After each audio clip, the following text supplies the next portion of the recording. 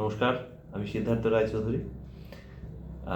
আজকে আপনাদের সাথে কিছুদিন আগে ফেসবুকের মধ্যেই একজনের একটা পোস্ট আমি দেখেছি, খুব ভালো লাগলো পড়ে।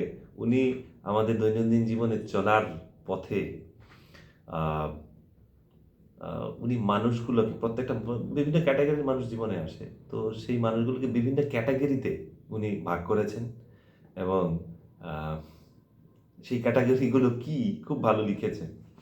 আশা করি আপনাদেরও ভালো লাগবে।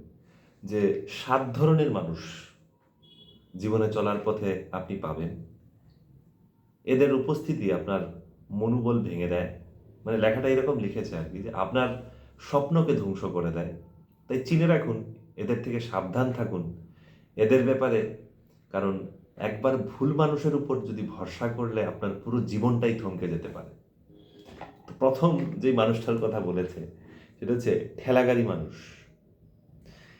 এরা সব সময় চায় আপনি তাদের ঠেলে সামনের দিকে এগিয়ে নিয়ে যান। এরা কষ্ট করতে রাজি না, তাই সব দায়িত্ব আপনার ঘাড়ে চাপিয়ে দেয়। দ্বিতীয় যে ক্যাটাগরির মানুষটার কথা বলেছে এটা হচ্ছে মশা মানুষ। এ ধরনের মানুষগুলো শুধু তখনই আসে যখন তাদের কিছু দরকার।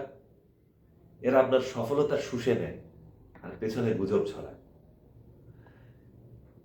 তারপরে যে তৃতীয় ক্যাটাগরির মানুষ সেটা হচ্ছে বাধাই কাঠামো মানুষ। একদিন সে আপনাকে সাহায্য করেছিল বলে এখন চায় সব ব্যাপারে আপনি তার মতামত নেন। উঠতে বসতে সে আপনাকে তার সাহায্যের কথা মনে করিয়ে দেয়।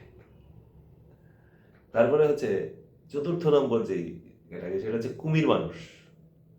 কুমির মানুষ হচ্ছে এরা মিষ্টি কথায় বিশ্বাস ভাঙে, গোপন তথ্য শুনে রাখে, পরে সুযোগ মতো কাজে লাগায়।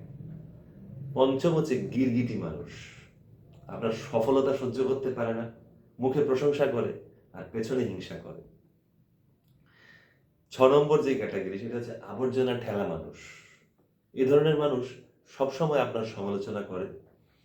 তাদের উদ্দেশ্য আপনার আত্মবিশ্বাস এবং মনোবল ভেঙে দেওয়া। আর লাস্ট 7 নম্বর ক্যাটাগরি যেটা সেটা হচ্ছে না বলা মানুষ।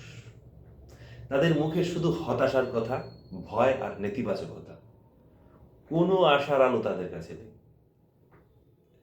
জীবনে সবার সঙ্গে চলা যায় না, কিন্তু সম্পর্ক সময়ের সাথে সাথে বিষ হয়ে ওঠে। সম্পর্ক বেছে নিন বুদ্ধি দিয়ে, আর ভালো মানুষ আর ভালোবাসুন হৃদয় দিয়ে।